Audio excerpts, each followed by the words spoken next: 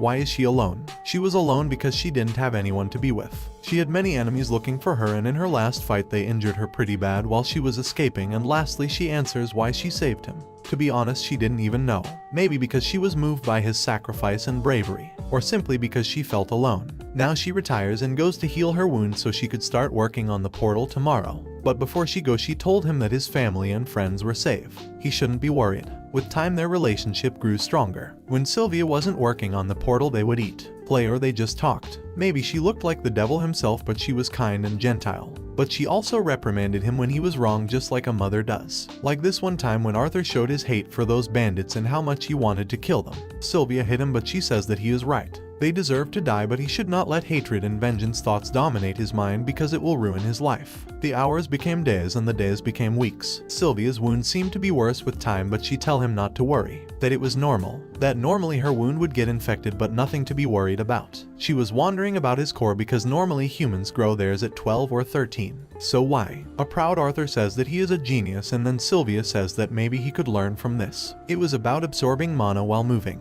even if he is very good at fighting.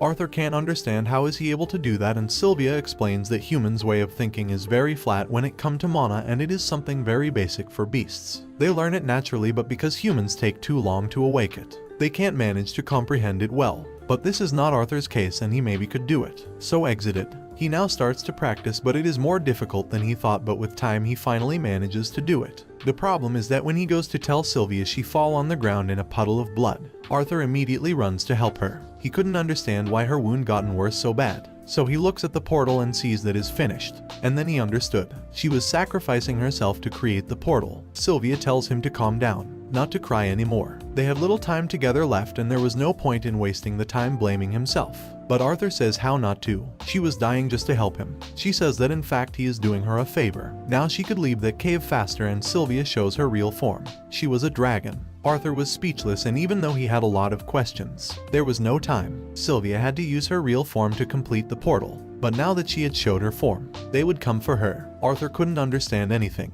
but she get out what it seems to be an egg and gives it to him along with a feather that should hide his aura. Then she touches his chest and some marks appears in his hands. Sylvia says that with this, everything will be revealed at the right moment. The portal was ready. She didn't have the time to make it directly to his home, but he should be able to arrive to a place with humans nearby. Suddenly debris starts to fall down and a dark voice is heard. Someone had appeared to take Sylvia. It was another Pekka. Then Sylvia casted a spell that seemed to stop time, and she apologizes to Arthur because the truth is that she prolonged the time when making the portal just to spend more time with him, and as a last favor she asked him to call her grandma. And between tears he says to forget that she has to take advantage since the time was stopped to escape from there. He didn't care about the past, but Sylvia says that she can't do that and pushes him to the portal. And while getting away and seeing Sylvia getting far from him, Arthur calls her grandma and she happy thanks him for everything. Arthur appears in an unknown place. He was on the floor and has no motivation to getting up.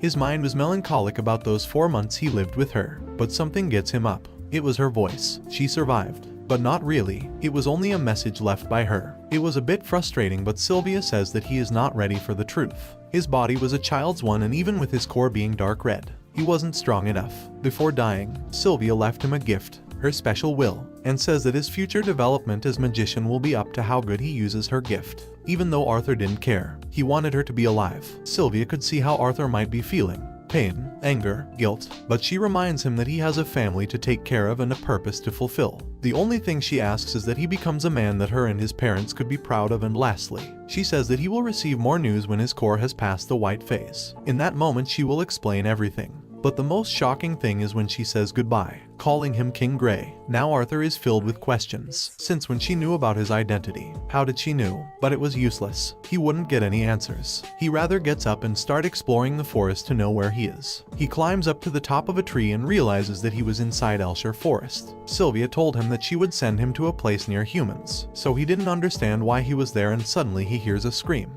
Arthur rushes. It must be humans, and from the top he manages to see their carriage. What a luck. Maybe he could be friends with them, but when he gets near, something disturbs him. So he listens closely and his suspicions are confirmed. They were slave traders. They were happy because they caught a female elf. Female elves worth a lot in the market, especially this one, because she was a kid and she probably was a virgin. Arthur was very angry, but looking at the bright side, It was an opportunity for him to distress a bit. Arthur wanted to kill them so bad, but he didn't act immediately. Even for him, facing the four of them would be difficult, so he followed them, waiting for an opportunity, eating energy to then make a move. The night had come and it was now or never. Arthur took some kind of seed and threw it to distract the wolves. The wolves start to behave like crazy, and just as he wanted, one of the kidnappers gets out to try and calm them. Arthur didn't have any weapons, so he had to use a method from his old world. He didn't know if it would work, but luckily it did. He created a magic knife using just his mana. Quietly he went down from the tree, and before the guy could talk he murdered him. Grabs him before he hits the floor to avoid noises and thanks him for the weapon.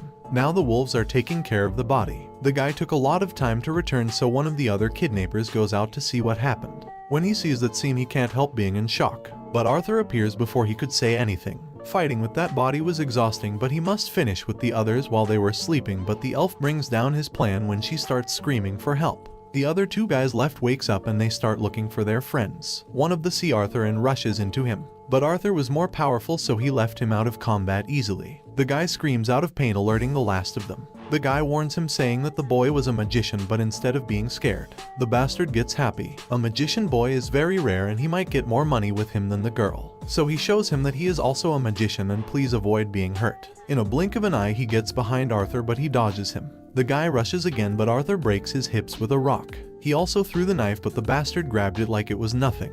He was fast. Our protagonist manages to defend himself, but he still hit him with a kick and the guy grabs it. He just grabbed his gold mine, but Arthur came up with something in mind. To condense his mana and create a sword. It was pretty similar to wine magic. Maybe fire magic could be condensed as well. So he tries and manages to create a strong explosion. Now the guy was really furious. He didn't care about selling him. He was going to kill him. But before he could start talking, Arthur beats the shit out of him. The last bastard begs him for forgiveness, but Arthur has no mercy for people like them. It was difficult, but he finally did it. Now he goes to the child and with a smile in his face he frees her, even though he carries her blindfolded all the way. He didn't want a child to see all that terrible scene. After a long walk they reach a safe place and Arthur removes her blindfold. The girl is moved and she thanks him for everything. Arthur says that he needs to get back home and that the bad guys wouldn't chase her anymore. It is supposed that elves are safe in that forest, but the girl says that that's not the case. That beast always scares them. Arthur gives up and he ends up agreeing to accompany the girl, and he didn't even know where she lived.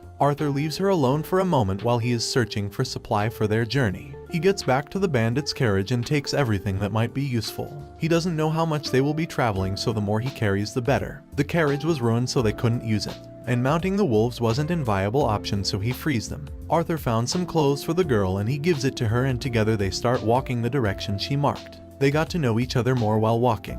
Her name was Tesha Iralif, a smiling, curious, kind, but above all a crybaby girl. During all night Arthur tells her to go to sleep while he keeps watching, but he really wanted a minute alone to find out the will thing Sylvia talked about. But the child wanted him to sleep with her. She said that she would never share bed with a boy, but she promises not to say anything. Arthur tells her not to worry, that he was okay, but she insists that the beasts would be attracted by a kid alone. She says that it was for his own safety, but the truth is that she was scared. And now that he was there she could finally get some rest. They went their way for a few days, and even though going back to his family was something that worried him, what bothered Arthur the most during his journey were the strong and sudden pains going through his mana core. But he tried to hide them from Tesha so she wouldn't worry. They would sleep together, walk together, hunt together, even though she didn't want to. But little by little the elf seemed to know more and more the place. They were near, but their journey kept being delayed because his body couldn't hold up the constant rhythm. Tesha mustered the courage and finally asked Arthur that after all they've been through, now she could call her art as his family did.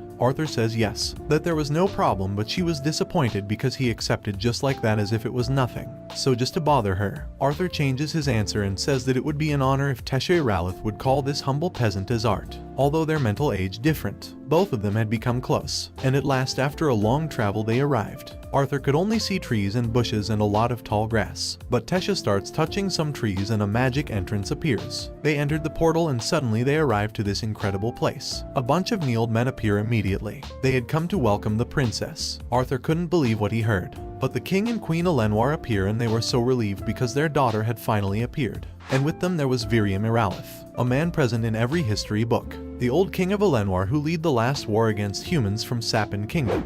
Arthur gives a little push to Tesha and gets happy for this touching reunion. The king thanks him for helping them and he invites him to a feast as a sign of gratitude. His words were kind, but his eyes showed that it was an order and not an offer. Arthur accepts, and everyone gets surprised when Tesha holds his hand, and with a big smile she says that she has so many things to show him. When he knew that she was a princess, he thought that she'd live in a big castle. But the truth was so much more than he thought. The queen asks her servants to make their guest comfortable, but Arthur refuses. First of all, he wanted to explain what happened so they could take him seriously, and not just like a child. He politely introduces himself and then he proceeds to explain everything. Even though he doesn't tell all the truth, he tells that he was with his family and they had to go separated because of some bandits. The king got furious when he knows that some slave traders were guilty of all that. It was about some miserable humans. I should have known, he says. But Arthur says that trafficking is a way of life, not a whole race. The soldiers get their weapons ready, but the old king stops them, and now he asks, how is it possible that a kid could rescue her? Did he negotiate with them?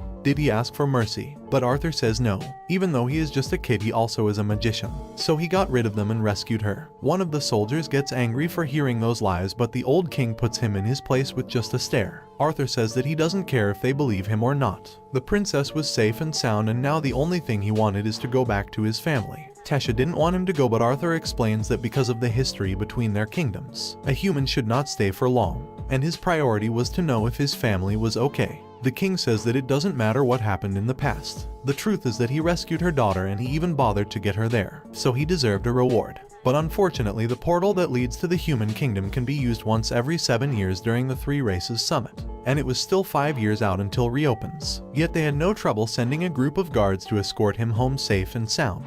He would have his escort ready for tomorrow, so for now he asks him to get comfortable and rest. So Arthur goes and take a pleasant shower. But everything goes wrong again when those pains got back. Tessa also appears in his room and she greets him with a header. He had treated her family so coldly, and also he was leaving so soon. She didn't want him to go. He is her first friend and she was about to cry, but Arthur cheers her up and asks her to show him the castle. Tesha takes him to her favorite place. It was beautiful, but suddenly a knife is thrown to the princess. Arthur catches it in the air, realized where the attack came from, and uses the knife against him. It was Tesha's grandfather. Arthur asks why the hell did he want to kill his own granddaughter, but later he realizes that it was a fake knife. He was only testing him. His use of mana was mediocre, but he had good senses and reflexes. Now the grandfather could see how he managed to defeat those slave traders. Tesha asks her grandpa not to bother him, but Mr. Virium says that it's been a long time since he knew someone interesting. So he gave the boy a wooden sword and asked him to show him what he has got. Arthur immediately swings his sword into his neck, but he just managed to hit a residual image. Even with that, this little boy was frightening. Arthur rushes again, but he manages to strike another residual image. The grandpa gets behind him and hit him on the back. Arthur manages to protect himself and gets out just in time to avoid another attack.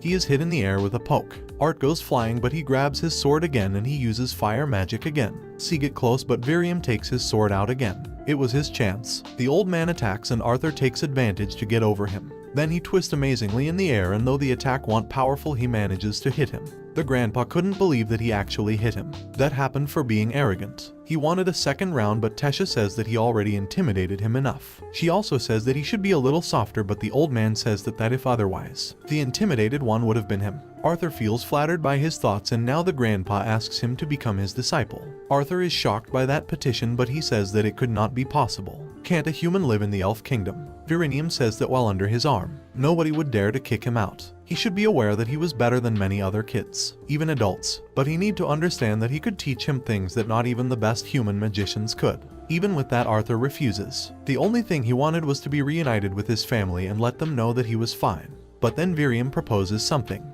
If there was a way to communicate with them and make them know that he was okay, would he accept? Arthur didn't get the chance to answer when the grandpa sends his granddaughter to sleep, and he confesses that he felt something during their combat. He asks him if his mana core has been in pain. Pains that grow stronger and frequently. Arthur could explain himself how he knew this. The old man says that it is more important that fact that he wasn't aware about why he had those pains. The grandpa explains that what a beast will is. Beasts are classified by their strength, and class of beasts or superior get the ability to transmit their will whether to his descendants or someone bond to them. He wouldn't ask him how he got that powerful will, but at that point what he got inside was hurting him. The reason why Virium knew all this is because he also had a will, and that's what it's called, a beast tamer, a title obtained when you finally conquer the beast within you. He knew that to be reunited with his family was important, but it was paramount to learn how to control his power, otherwise it would end up destroying him from the inside. The next day he is woken up early by Tesha, who is very excited because his grandfather told her that he would stay. Although everything depends on what happens today, kings told the grandpa that it wasn't a good idea, that keeping a human in their kingdom as a disciple wouldn't be well seen. But Mr. Virium says that he doesn't care. He liked the boy and even her daughter agreed with that. So he would be under his protection and guidance, and lastly he says that everyone in the kingdom should know about it. Arthur is happy about that. The old man really is liable and on their way. He starts calling him Grandpa. It seems that he gained his trust quickly, and when he sees the way that he treats his granddaughter, Mr. Virium thanks him. Tesha grew up very lonely as the only queen. During her whole life she was hurt many times by people and other children who pretended to be her friends. And in these few days he had seen her smile more than in her whole life. So that's why he was thankful. They finally arrives to the place. Virium shouts and kicks the door to make an old lady go out, and he introduces her to him. It was about an old friend, Grynia Darkasson, a very special diverter that might help him. The lady was a divine. Her magic allowed her to snoop into Arthur's mind. There was so little he could hide from her. Although this kid was special because there was something about his past that even her couldn't see. But they weren't there for that. They were there to speak with his parents. So she puts him in front of a water bucket and she made him think about them as clear as possible. When Arthur fell, his parents couldn't hold him. They both exploded into tears. Reynolds had to be punched to get him back to his senses, and Alice almost suicide. At the end, they managed to get to Xyrus. They arrived to a pretty house that it might be Reynolds' friend's house. It also seems that Reynolds got a good job, and together they managed to face the pain of his loss. They were melancholic and sad, but they both supported themselves to keep up. Until now, when they just hear his son's voice inside their heads. Arthur explained everything that happened. That he survived. That he arrived the elves' kingdom. That he was sick but he must be treated, and that's why he must stay for a few years. But the important thing is that he was alive and soon they would be together. His parents' gray days were over.